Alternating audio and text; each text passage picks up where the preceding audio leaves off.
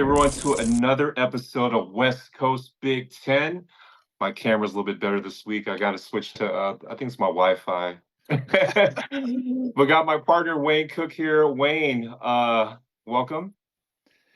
Hey, buddy, how are you? I know I'm feeling good, man. College football is right in the midst of an amazing November coming up, and I don't know about you, but I'm just excited to watch not only the our West Coast Big Ten teams, but man, college football is solid right now. It's solid. And you know what really surprised me? You keep talking about Indiana all the time, but they're like one of those surprise teams, Wayne, that no one saw coming in. They're legit a contender this year. So here's what's fun, and I say this on every opportunity I get. I literally think that I'm gonna have a hard time picking anybody over Indiana. I know their schedule hasn't been great. I know in the first, college football playoff, rankings, they're below a couple teams that I think they would beat. Um, I literally think they got a good chance against Ohio State. And I know that's a few weeks away, but we watched Ohio State struggle with the Nebraska team that UCLA handled. The Yeah. score, the score of the UCLA Nebraska game at Nebraska, by the way, was not as close. I mean, there was a lot of things that happened in that game that made it closer than it should have been, including some calls that weren't necessarily favorable. But the idea is that I think Indiana, no matter who they play, even with Curtis Short got hurt, they still won and convincingly. I think they've only been down one score all year, and that was at the Yeah. beginning of a game, and they scored 40 something points in a row after that. So Indiana is absolutely a fantastic team. And I'm telling you, man, what a great story. And I think it shows too in college football how quickly teams can turn things around. It's funny because we're going to talk a little bit later about, and I think you know that I think Jed Fish is a very good coach. When you look at Washington this year, it feels like they're so close. They're not as good as Indiana. They're not. They're not as complete, and they don't have Curtis Rourke, which, by the way, Curtis Rourke is a Heisman Trophy candidate. Indiana, he's that Yeah. good. He's that good. But what they're doing at Washington, it's like you look at their 5-4 record, and it's like, my gosh, they could have 8 wins right now. So Yeah. it to me, it's coaches can go to new places and turn it around pretty quick. I agree. That team turned around really quick. And, just talking about Indiana real quick, and we faced them before. Let's backpedal a little bit, Wayne. UCLA, we played a really tough slate in the beginning of the year. We played Indiana. No one knew how Indiana was good early in the season, right? So we played Indiana. We played Oregon, full powered Oregon, everyone healthy with Tez Johnson healthy, Dylan Gabriel firing all cylinders. We played LSU at LSU, Penn State at Happy Valley. So those slating games, Wayne, for us to come out with three wins, I would say is a very successful season so far. And with the momentum, you saw loud and clear there at Nebraska. UCLA has legit momentum right now. So uh, UCLA has played 5 of the top 6 teams currently in the Big Ten. 5 of the top 6. They only haven't played Ohio State. They played the other 5 top teams. If you look at the bottom, and this is interesting, they will only play one. If you take UCLA out of the mix, they will only play one of the bottom 6, and that's going to be USC right now. Yep. And it's not like UCLA is a bad bottom 6 team. They're also a team that their record could be better than it is. They've lost so many close games. So if you really think about that, 5 of the top 6 and only one of the bottom 6, like that's an issue. Like they don't get to play Purdue and Northwestern, blah blah. So they beat Rutgers, they beat Nebraska, who had just the week before been ahead of Ohio State in the fourth Yeah. quarter. And don't blink on this, or don't forget about the fact that Minnesota just keeps winning. Yeah. And UCLA had the lead in the fourth quarter and gave it up very, very late.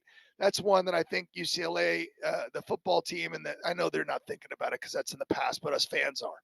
Yeah. People that watch these teams, you look at those losses, you're like, gosh, that'd have been a great win to have, especially as you're tracking towards an opportunity to get to bowl eligibility. So, and then well, I could keep going, and I could keep going. So I'm gonna stop here, and I'm gonna let you get us to the next question.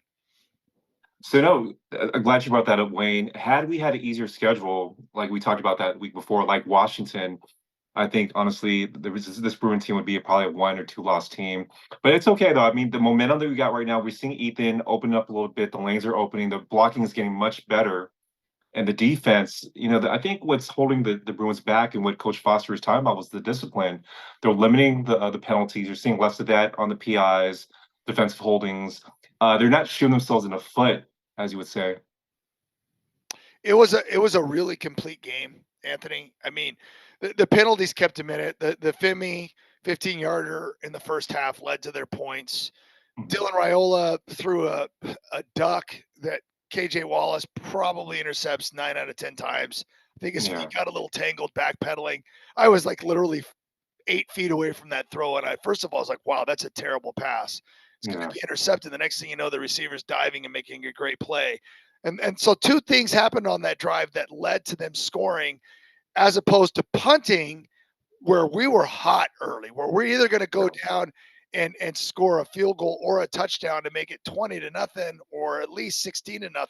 But instead, it doesn't go that way. So there was a lot of moments. We had three 15-yarders that led to points. But the positives were this, and discipline's going to get better. Football is football. Sometimes I'm not going to lie. I think some of the calls definitely went their way. But when you play on the road, you have to deal with all that stuff. But Garbers is still playing at a high level. The yeah, offensive line unit, I loved. I got to interview Sam Nguyen on the field after the game. I love that I tracked down one of those old linemen because they're playing way better. Yeah, Eric agreed. Bieniemy is calling a game to match the talent that we have. He's getting the ball like I love the quick sweep where you just grab it, pitch it out to the outside with Keegan Jones because it lets him use his speed. We ran up the I think TJ averaged over 4 yards a carry on 11 carries. That was really successful for this against an elite rush defense. A rush defense that's been really good all year. So it's just nothing but improvements. We did have a couple of guys get banged up, some important players, so we're going to have to wait and see if they can go against Iowa. And then defensively, Carson Schlesinger is off the charts. He's a Butkus finalist. Um, Kay Madrano, who I love, had a nice pick six and an elite hurdle and run. Fimi's Yeah, been playing as like crazy. Brian Addison at safety is absolutely fantastic. The interception at the end of the game was so much fun to watch. So I obviously I could go on and on, but that yeah, was, in my opinion, the most dominant win. I like the Rutgers win, but this was a dominant win. The score was misleading here, and that's two yeah, road wins in a row. And people don't know that's pretty hard to do. So it is what it is. The schedule you talked about earlier, it made this team tougher. They're playing yeah, good football now. They're going to play a tough Iowa team who's playing a quarterback that's didn't start the season um, this Friday, and this is a really important game. I like the matchup a lot. They love to yeah. run the ball. We're really good at stopping the run. Their Mhm. defense is solid, but I feel like our offense is humming right now. So it's going to be Yeah. a good matchup, and it's going to be a fun game at the Rose Bowl. I'm excited to see Ethan just break out. I caught a lot of slack at the beginning of the year, Wayne, talking about Ethan Garbers being a top 3 quarterback, right? And as we were talking about that, Miller Moss's stock was always at almost at Ethan's stock, right? Now, as UCLA is going up, USC's play is going down. And let's talk about that real quick, Wayne. The switching of quarterbacks now. Lincoln Riley's going back to the UNLV transfer that just transferred over. Now that shift in the locker room, going to a different quarterback right now, mid-season, Wayne, what does that do to that locker room, that Trojan locker room? I think this is tricky. I think he's looking for a scapegoat. I think this is desperation. I mean, before I get into the SC stuff, I would have ranked right now today, if you had me rank the four quarterbacks of the West Coast Big Ten teams, it's going to be Dylan Gabriel, and I think he should be the front runner for the Heisman right now. I think he's so much fun to watch. I love the guy. Ethan Garbers is second. And he's got great feet, and the way he's running the football, he's electric. He's had two straight games with huge runs. He's got great. I mean, I'm telling you, those top two, and I know people there, and you said it. Dylan Gabriel's got everything. I have him being a high draft pick. I love his footwork. I love his arm strength. He's mobile, but so is Ethan Garbers. And Yeah, he had to struggle through an offensive line that wasn't the right offensive line at first, and he was getting killed. Yeah. And he hung in there and hung in there. And now you're starting to see the kind of quarterback he is. And he's had two elite football games on the road in hostile environments. He's played fantastic football. And so that's my number two. I have Miller Moss at 3 and then Will Rogers at 4. I just got done watching the entire game of USC Washington, which, by the way, was a great football game. Two Yeah. really solid football teams, but they haven't quite figured it out yet. USC, run Woody Marks more. Why did you wait to the second half? This guy is elite. Come I agree. on, Lincoln. You've got a dude. Make it easier for Miller Moss. That's why I'm mad about this benching. And Yeah. I like Jaden Mayava. I think he has a chance to be really good. But I'm sorry, but you have to. I mean, by the way, it was kind of rainy and weird weather. And Yeah. yeah, he threw some picks. One of them was tipped. One of them was a Hail Mary. So we remember we talked about that with Garbers earlier in the season. Sometimes picks are your fault, sometimes they're not. He didn't have a perfect game, but he was not the reason they lost, in my Yeah, I opinion. agree. And then, by the way, the first time they went down and tried to score late in the game, remember they had 2 fourth downs where in Washington's defense, you keep going. We could spend 20 minutes talking about them. Those Yeah. guys are good. That is a That's a good good. defense. But when they went down to try to score, so here's Lincoln Riley. I'm going to throw the ball, and then they start having success running in the second half. And then it gets down inside the 10 and just like, oh, let's just run, run. And then they don't get it. Then they get a chance to go down and do it again. And it's Yeah. like, and then they can't block for Miller Moss. So if your reasoning for the change is we want more mobility because this gigantic offensive line, and they are gigantic, Yes. who they should be running the ball more. I really believe that because that'll make your quarterback better. And then you're not blocking for him late in the game, and now you're going to blame it on him and bench him. I'm always going to be listen. I know people. I like Miller Moss. I actually think he's a very good quarterback, and I think this kind of stinks for him. But if you're if you're making a move because you need a spark, you're losing too many close games. As a former quarterback, I will tell you, if you're losing as many close games as USC has, whether it's your fault or not, the quarterback will get blamed. Now, what you hope, this is going to sound terrible, but what you hope if you're Miller Moss is you're going to sit back and you're going to don't cross your arms. Don't do what I'm doing right now. Don't you're going to act like you're engaged. You're going to act like you care because you do because we're athletes. But he's pissed. And then if the backup comes in and does really well, then you're probably screwed. You're not going to play anymore. But you need Yeah. to be ready because if things go crazy, they'll put you back in. This coach that yanked you will look you in the eye and say, okay, Miller Moss, we need you right now. So be ready, and we're going to put you back in. So it's a really rough situation. I feel bad for the guy, actually, because I think he's a talented thrower, and I think he's a pretty good quarterback. I agree too, Wayne. And you talk about that trust issue that if Lincoln can do that to Miller, what does that say towards his recruiting as well? I think you brought that up. Is that Yeah. ever happened to you and you were playing well and you were yanked for whatever reason? That sets a different tone for the recruiting, right? And there's a talk right now about Lincoln's job security. I think we talked about earlier in the first episode. People are talking now about that, Wayne.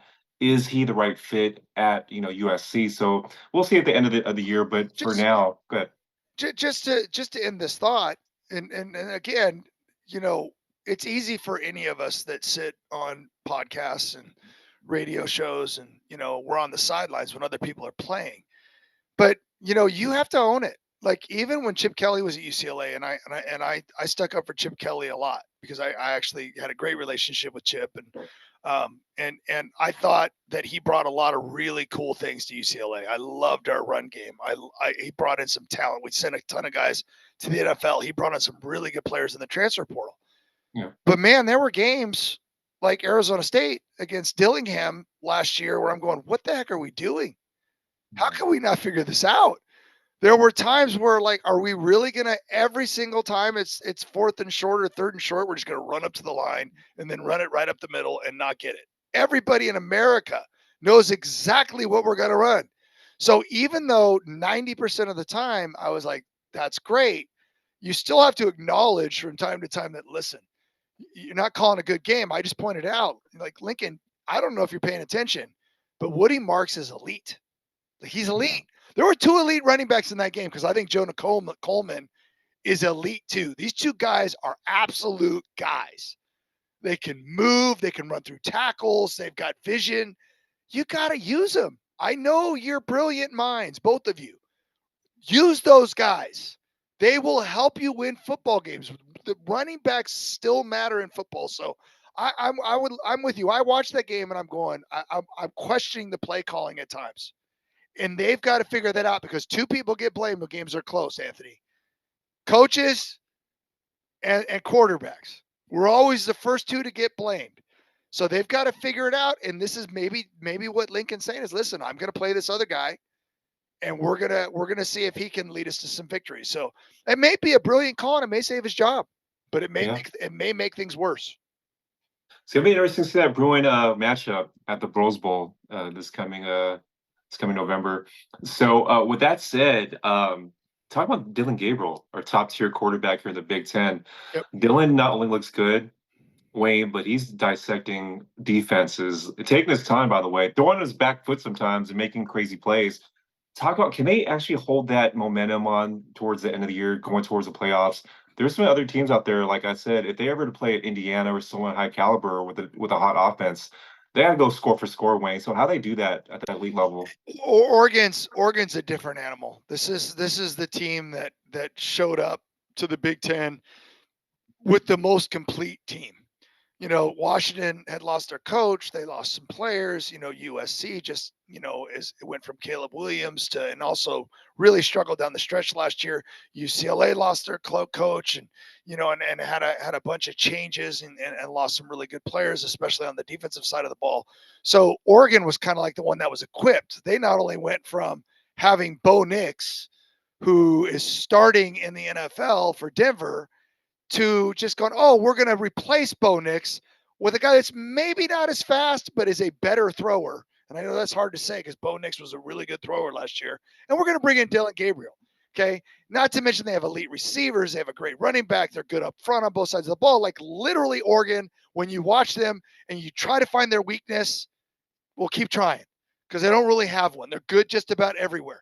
So then I watched Dylan Gabriel, and as a quarterback who loves to watch quarterbacks, I am always going to be a feet guy. If you are lazy with your feet, I struggle with liking you. He is amazing. This guy's feet pop around with his eyes and his arm, and he's always on balance. When you mention throwing off his back foot at times, he does that when he has to. When he can step into the throws the way he's supposed to, he does. He is what quarterbacks should watch. I always tell you, every quarterback, even if you're an elite athlete, watch the best drop back quarterbacks and learn how to do it the right way. Learn how to do it the right way. You have to hit the layups. You have to be a quarterback that's accurate on all the gimmies. Make your reads. Learn how to read defenses and process. Go through your progressions. Your athleticism's never going to go anywhere. You were born with it. It's God-given. So work on the fundamentals. And so many coaches allow these quarterbacks to get away with being lazy because they have talent. And then when they reach a level when everybody's got talent, they struggle. And I swear when I watch Dylan Gabriel, I'm just enamored by his feet. He's got arm strength. He's got touch. Quarterbacks always throw a 1 ball, a 2 ball, a 3 ball. You have to throw every type of ball. You want to throw a catchable ball. If you've got a cannon, that doesn't mean you have to use it all the time. Use it when it's necessary. So he can rip it. He can drop in a deep ball. He can throw a nice little screen with perfect touch on it. This guy's got so much talent. You can tell how excited I look forward to watching him play because it's kids want to watch Caleb Williams. And I'm not saying that that's bad. Caleb Williams is an amazing, amazing talent, but they get so enamored with the running around and even Patrick Mahomes. If Patrick Mahomes wasn't good at the little things, all this other stuff would just look dumb. Like literally, if he wasn't great at the little things, him throwing a pass behind the back or under, people would be going, okay, you're an idiot. You're down. You're terrible. You're like, 8 for 25 with two interceptions. But when you're great at the little things, then that other extra stuff makes you special. But there's not very many special people out there. So Dylan Gabriel's in that category, at least as a college player. Now we'll see. And we all know with the NFL, half of it depends on where you get drafted. But if that guy gets in the right situation, he is NFL ready because I think he's got everything it takes. I agree, Wayne. You know what? When he was at Oklahoma, he couldn't go through his progressions a lot, as he's doing right now at Oregon, right? So you're seeing the damage that he can do over here at Autzen. I get, Raiders, hold on. So this is why I get so excited. This is why I yeah, look forward to this. It's interesting that you said that because I just watched Tom Brady. I think he was on with Stephen A. Smith. I didn't watch the show. I just watched Tom Brady. It was a clip on social media.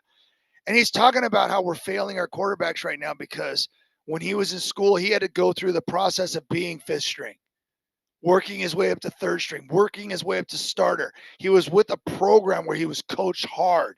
When he went to the NFL, he had to sit behind Drew Bledsoe and he had to earn his stripes. He learned how to play the game. He learned how to read defenses. He learned how to study film. He learned footwork, great form. He learned all of that stuff. What you just mentioned is a perfect example of that. Dylan yeah, Gabriel, you go all the way back to was it UCF or yeah, yeah, and then he goes to Oklahoma, and now he's and when you watch quarterbacks mature, remember last year, yeah. Michael Penix and Bo Nix and all these Next, Jaden Daniels, Dan Daniels, yep, all those guys paid their dues. They had agreed. played a ton of football, and now they're seniors and they're crushing it. So what you're saying is the perfect example of a guy when he started. Dylan Raiola looked like he had no clue what UCLA was sending at him. Yeah, He's a talented freshman quarterback. Even Iamaleava at Tennessee has struggled some this year as a young quarterback. You guys yeah, don't lose hope in them. We saw it at UCLA last year with Dante Moore. He yeah, may end up being great, but when you're a freshman, you don't know. You don't even know what you don't know. That's how little you know. And I so, agree. so Dylan Gabriel is a guy that's come so far, and now when I watch him play, it almost looks like he's toying with defenses I because agree. he just knows everything he sees. Yeah, it's almost he sees a play before he sees it. And it's great to see Pac-12 guys, ex-Pac-12 guys like Jane Daniels take next level at what he's doing at Washington. So wow, just a great analysis on that. Now, so going back to Oregon real quick, Wayne, they have 3 games left. They have Maryland, Wisconsin, Washington. We can all assume those are all W's. How they keep that mindset now? So now they're sitting there. We're probably going to be number one seed for sure. How they just stand back there and just say, okay, keep it coming? Because honestly, Wayne, they're sleepwalking the second half. They did it against Michigan State. They did it again against the last game against Michigan. They did it against Illinois. So how do they stop that second half sleeping patterns? I don't know. I mean, at this point, just keep winning. But they just got to find a way to just remind themselves that we just got to keep our foot on the gas because they've got so much talent. I think Tez Johnson's injured right now, so he might be out for a little bit. So they're losing one of their best weapons. But I will say this because I can't help myself. Whenever we look at schedules, I've been following college football for way too long.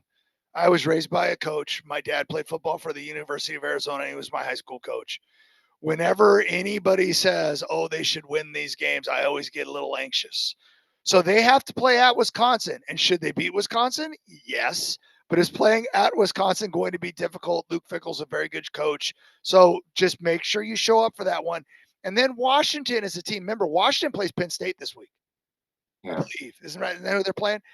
And everybody's like, well, Penn State, Penn State, Penn State. I think they're, 13 and a half point favorite. I said, yeah, I go, I'm like, yes, but I'm just telling you, I've watched Penn State. Can Washington's defense have them? I'm telling you, I don't think Penn State's offense is anything special. I think they're solid. I think they're a team that plays really good. I think they're a really good team, but they don't scare me on offense. Yeah. I literally think Washington is the type of team that can play if their defense is on. They have one of the best, if not the best, secondary in the pass defense in the country. They're really good. They have talented players. Will you have a defense like that? I wish I liked Will Rogers a little bit more. He kind of throws the ball funky. His throwing motion kind of. I'm like, dude, just put your arm back a little bit farther. I don't know what it is, but it does. It looks like he's kind of shot putting it. Yeah. And he's not always the most accurate, but he's a player though. I like his toughness and I like how hard he plays. But I'm Yeah. telling you, we're gonna find out in November. It might be some serious weather when you go to Wisconsin. There Yeah, might be, you know what I mean? Like Washington, that game, Oregon or Washington, I think it's a or Oregon home game. Um, those games could get weird. So just keep fighting, guys. Any team, and I don't care if you're USC or UCLA or Washington. All four of the teams that we cover on the show have a ton to play for still. They I all, agree. all have their own little like, what are we playing for here? And I think they all have a lot to play for. Obviously, Oregon has the most to play for, but Yeah, they have they have to keep going. They're supposed to win all these games, and even I if they agree. slip up once, they're probably still fine. I mean, that's a Yeah, little bit crazy thinking about the 12-team playoff, yeah. but they don't want to do that. They want to make sure they get that bye that first round. Wait, how do you feel about that? Going, just pivoting real quick, the 12-team playoffs, right? It gives less pressure to the top tier teams like the Alabamas before, or the Clemsons, or the blue chip people that can lose a game or two and still go in the playoffs and make some damage. How does that make you feel going back when you were playing? You guys didn't have playoff system. It was basically if you're one, you had to maintain that one the whole year to get the national championship. How does it make you feel as an ex-player? Well, it's always been frustrating because I've argued ever since we went to a playoff system that we should expand it because of what you're seeing right now. There's 20 teams that still think they have a shot.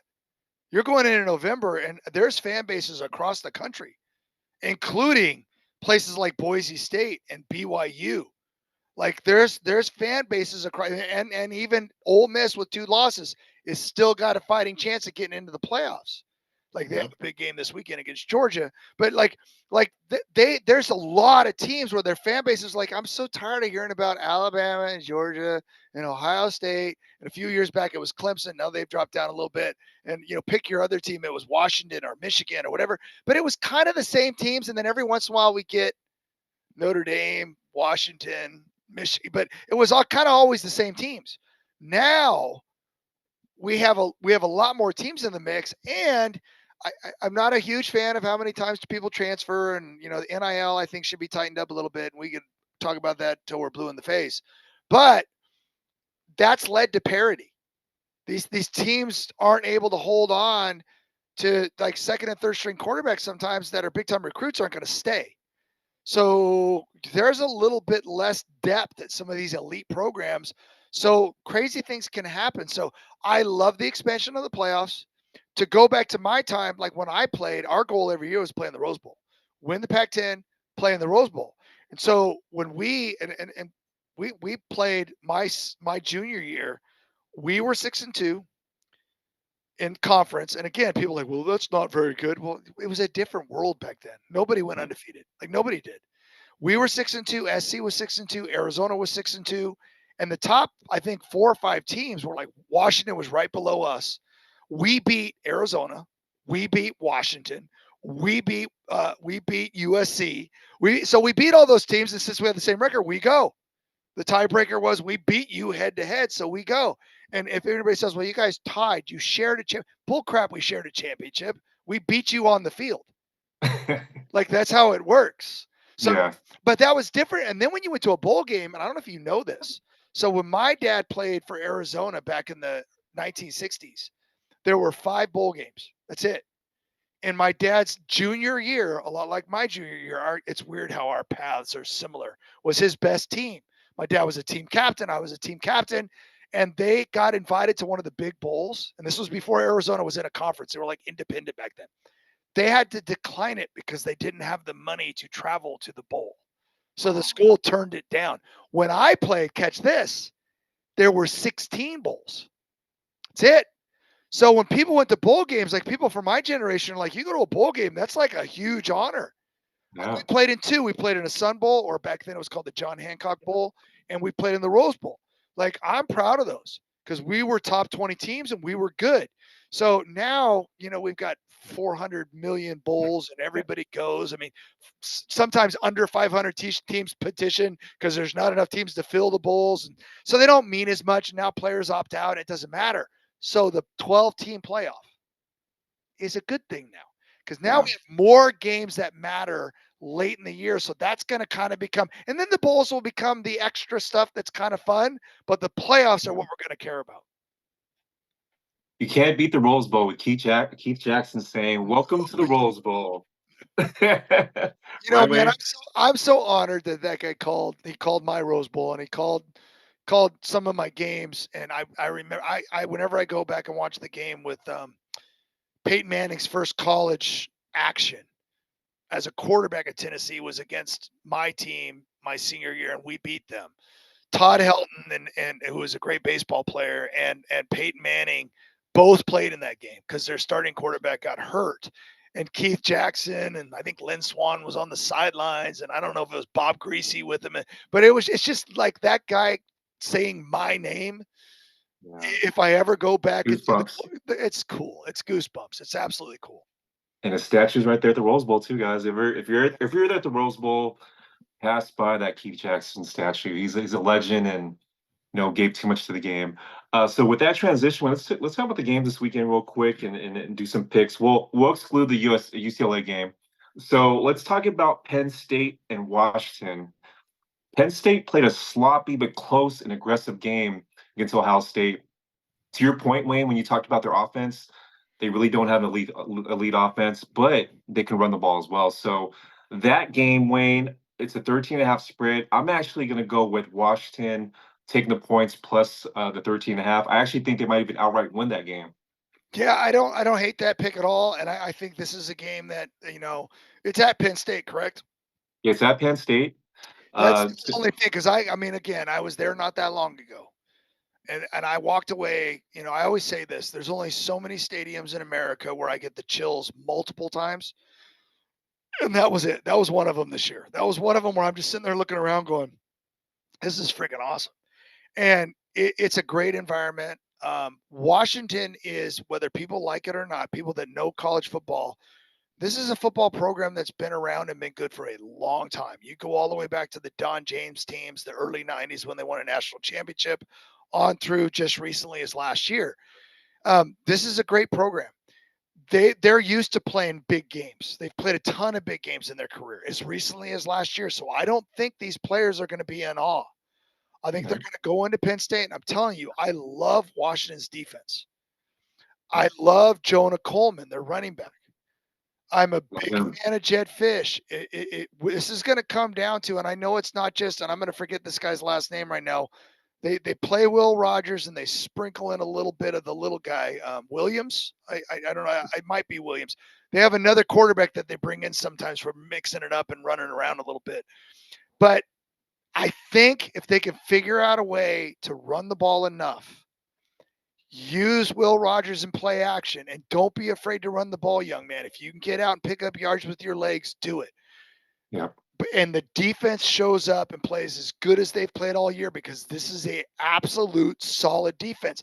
You got to stop the run and make them a throwing team, and then let your secondary, that's as good as there is around, do their thing and force a couple turnovers. Washington can win the turnover battle. I'm with you. I think they Yeah. keep this thing close, but I would not be shocked. I would not be shocked if Washington pulls an upset here. I totally agree. That's a veteran secondary you're talking about there, Wayne. Veteran secondary, same secondary that played the national championship last year. All right, so I love that pick. Now we talk about that Oregon Maryland game. Might be a letdown game for Oregon. They might let down and walk through that game, but they're a 25-point spread favorite on that one, Wayne. They're playing at Eugene. Talk about that game, and Maryland's not playing for anything really, but Oregon. What does Oregon have to look out for? Nothing. They don't, because when you're undefeated and when you have a coach like Dan Lanning that is intense, he comes from Georgia. He's been around. I mean, remember when you talk about Nick Saban, Kirby Smart, some of the coaches that have left, the tree. Typically, those coaches come back, and every time they played Nick Saban, they lost.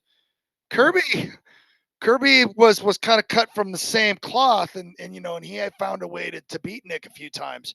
Um, but I think Dan Lanning kind of knows that you cannot allow, as Nick Saban used to call it, the rat poison, the clippings, the number one ranking. I guarantee you that Dan Lanning is talking about that constantly.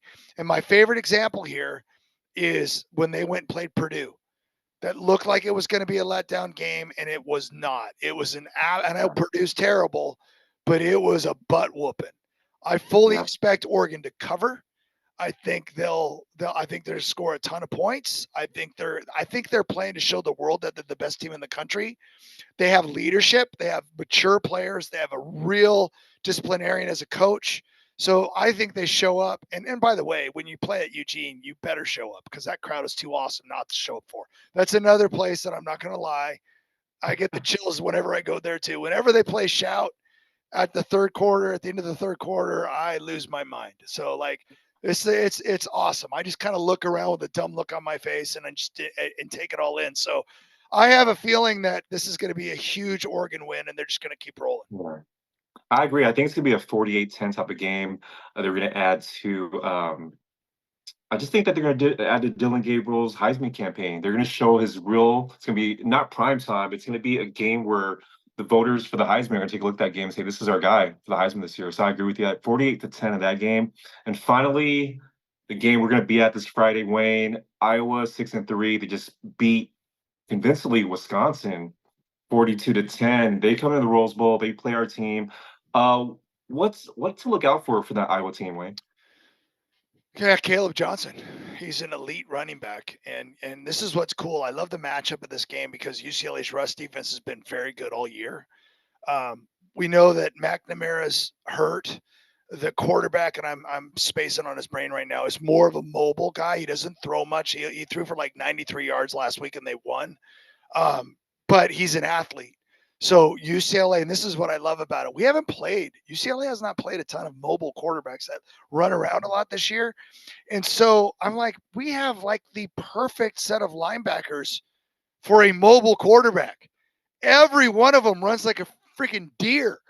I mean, Cam Madrano was so athletic, and if you saw that pick six last week, this guy can run with Oh, anybody. that's a beautiful one. Okay, Carson Schlesinger is like every week just gets better.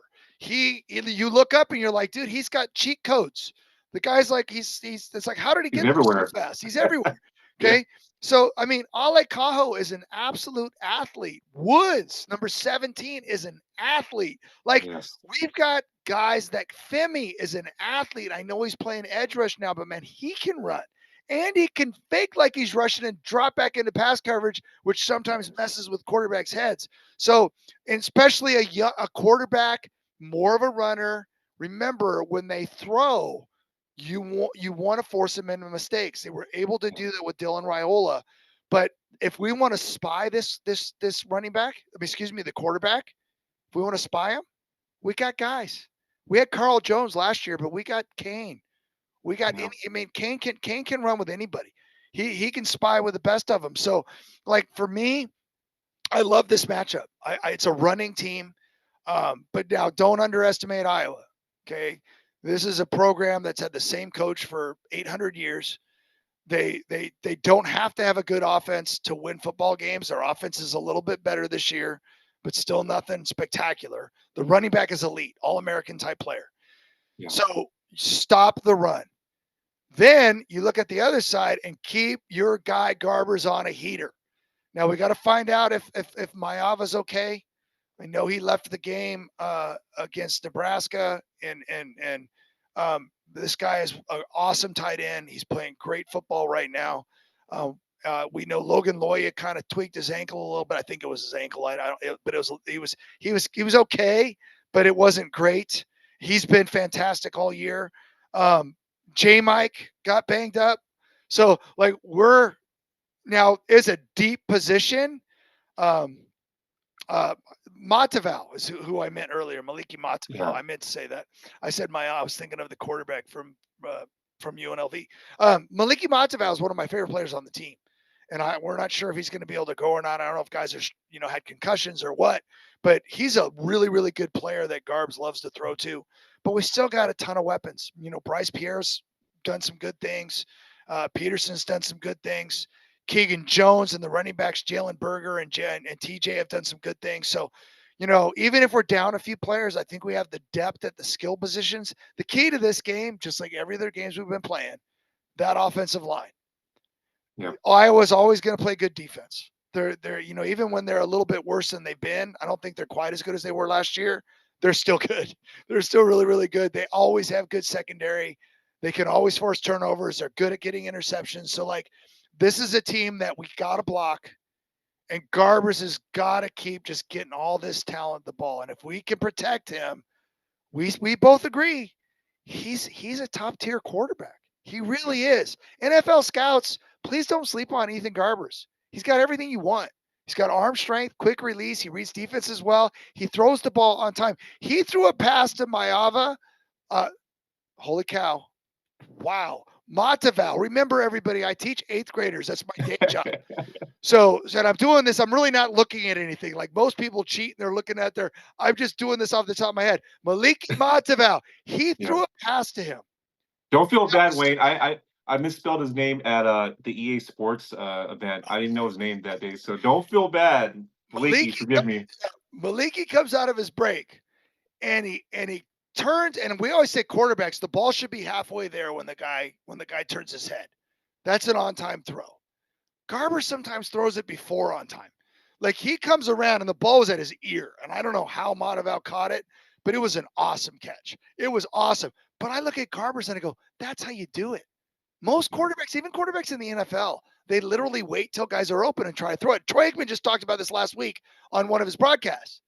He's talking about an NFL quarterback, and he's saying the window's there. You throw it here. He waited till the guy was in the window and then threw it and gave the defenders a chance to close. It's like, are people not being taught this anymore? I don't know. But Garbers gets it. He throws the ball on time and almost sometimes too early, which is awesome to watch. So I think it's going to be a great game and a great matchup. I'm not going to promise anything. I'm not going to pick the game, but I will say this. I think UCLA is definitely good enough to play with this 6-3 team that's got a great history and a great program. And we'll see what happens. I'll end it with this. I would say we have a four-headed monster with the receivers. We have Logan Loya, TMA, Quasi Gilmore, J. Mike. Our three-headed monster with the running backs. We have TJ, Keegan, and Jalen Berger. So if we get these pieces moving, Wayne, like you said, our offense, I'll take our offense any other team in the nation. Our offense is legit. It's just about clicking the right cylinders. I think I'll pick the game, Wayne. If I don't know if I'm good luck or bad luck, but I would say it's gonna be 23-17 UCLA. As long as they can contain Iowa's run game, I think we have a solid chance of winning outright. Wayne, it's fun. I'm gonna see you this Friday at the Rose Bowl. It's gonna be fun, buddy. Nobody complain about traffic. No, don't do it. We're gonna have great weather. I actually think it's gonna be a really nice day on Friday. I know it'll get a little chilly at night, but it's gonna be awesome at the Rose Bowl. Show up. Show up and be loud. Yell at me from the crowd. I love it when that happens. We're going to have fun. Let's fill that Rose Bowl. It's homecoming. It's homecoming. They got the baby blue jerseys. Oh, I can't wait. All right, Wayne, it's been a great episode of West Coast Big Ten. See you guys next week. And Wayne, thank you so much, and I'll see you this Friday. All right, Anthony.